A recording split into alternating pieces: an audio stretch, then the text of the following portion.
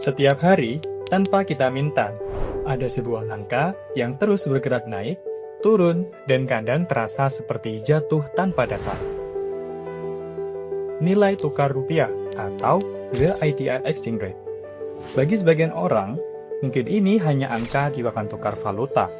Namun, bagi jutaan keluarga Indonesia, setiap pergerakan angka tersebut memiliki maknanya tersendiri.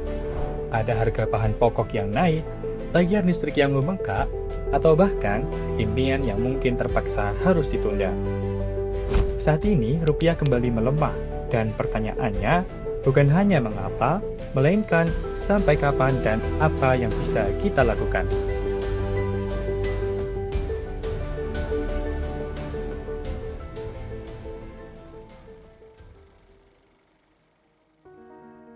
Saya Dr. Andi Estetiono, SEMM, dosen Perbankan dan Keuangan, Fakultas Vokasi Universitas Airlangga.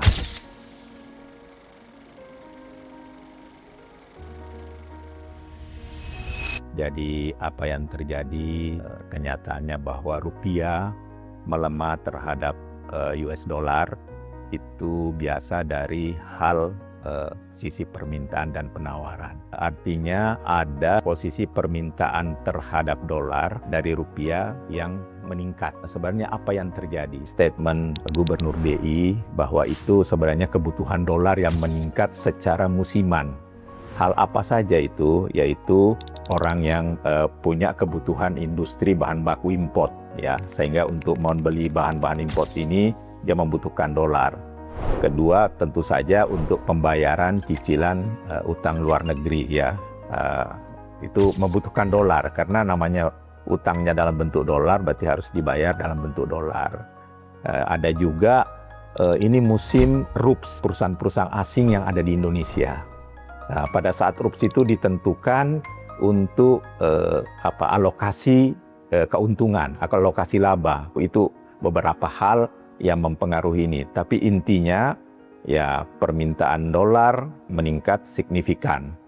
Tapi ini sebenarnya tidak sama dengan kondisi tahun 98, ya. Kebetulan tahun 98 itu pas saya sebagai pimpinan bank itu memang dari Rp2.000 bahkan, ya. Saat itu melonjak sampai 16.000. Itu kan berbeda kondisinya. Kalau ini kan memang sudah rata-rata di 16.000, ya. Jadi kalaupun meningkat ke 17.700, ya, yang paling tinggi kemarin itu sih ya musiman tadi.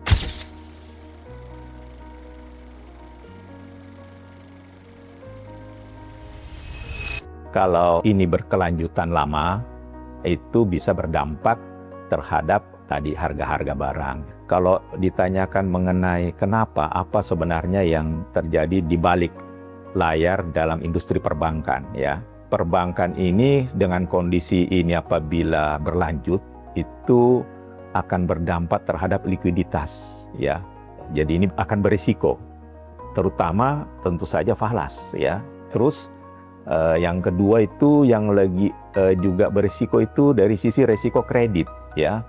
Khususnya bahkan kredit yang bentuknya falas, ya. Dia punya kredit US dollar, berarti dia nanti harus membayar bunga pinjaman, ya, dalam bentuk dolar dan juga tentu saja angsuran pokoknya dalam bentuk dolar. Dan yang ketiga itu resiko pasar, ya. Resiko pasar ini apabila bank tidak mengantisipasi, memitigasi, bisa terjadi kerugian akibat pergerakan dolar terhadap rupiah. Namun dalam melihat perkembangan perbankan saat ini itu kondisi bank secara industri itu relatif baik, ya, jadi sehat karena rata-rata permodalan masih di atas 24-25% atau capital adequacy ratio-nya, dan juga secara likuiditas loan to deposit ratio atau LDR-nya itu juga di kisaran masih 84%-an, ya, sehingga ini masih sehat lah, masih aman.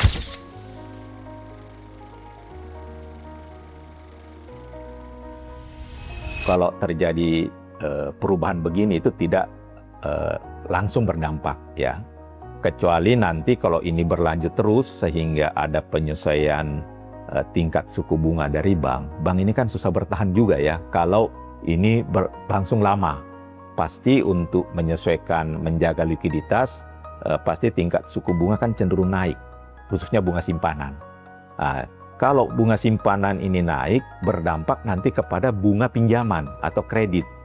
Nah, di saat harga-harga naik, bahan baku naik, pengusaha UKMK ini pasti akan mendapatkan margin lebih tipis gitu ya. Karena kenapa? Barang yang dia jual, bahan baku kalau dia memproduksi itu lebih mahal, untuk menjadi produk jadi itu harga pokoknya lebih tinggi. Padahal pada saat kondisi ekonomi kurang baik, untuk menaikkan harga itu juga berat, ya sensitif.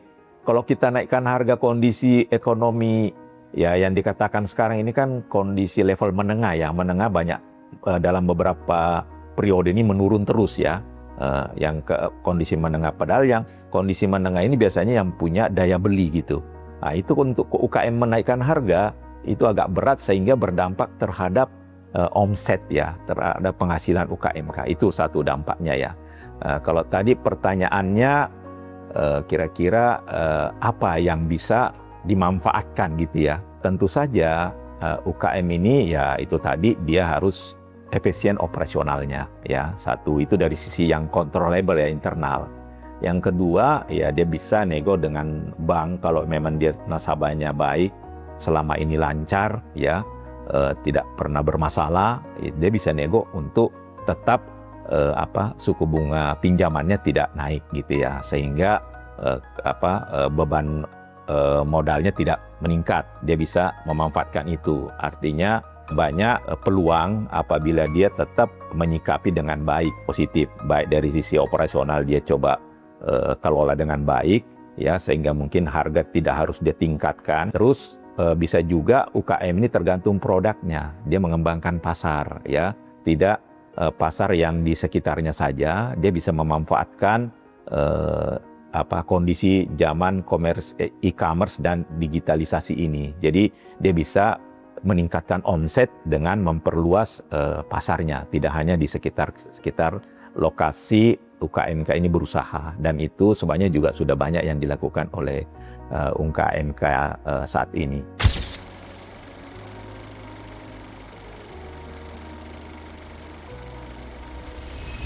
Ya, pesannya satu, bijak dalam mengelola keuangan ya, karena kalau kondisi seperti ini kita harus betul-betul selektif ya, kita mengalokasikan atau keuangan kita, membelanjakan keuangan kita ini betul-betul yang sangat kita butuhkan. Kalau krisis berkepanjangan, kita sudah lebih prepare ya, kita antisipasi dengan baik, kita jaga pengelolaan keuangan kita yang sehat. Jangan kondisi gini tuh kita betul-betul selektif, oh ini yang kita butuhkan. Dan itu yang mengetahui ya kita sendiri masing-masing. Jadi kita yang mampu memanage. Dan yang tadi saya kembali lagi, kesehatan ya. Kesehatan ini kadang orang meremehkan, tapi itu sangat penting ya. Kita bisa menghasilkan uang, kita bisa hidupnya lebih tenang, lebih bahagia, itu karena kita sehat ya. Sehat badan kita sehat, jiwa kita sehat, pemikiran kita sehat, hati kita sehat, insya Allah rezeki akan lebih mudah kita dapatkan. Mungkin itu aja pesan saya, yang tadi intinya kelola keuangan Anda dengan baik. Utamakan, prioritaskan, membelanjakan hanya yang Anda betul-betul butuhkan. Ya. Selebihnya ya di saving atau diinvestasikan. Kalau di saving mungkin tidak menghasilkan lebih besar. Tapi kalau diinvestasikan, dia bisa punya penghasilan. Nah, itu lebih aman untuk kita jangka panjang.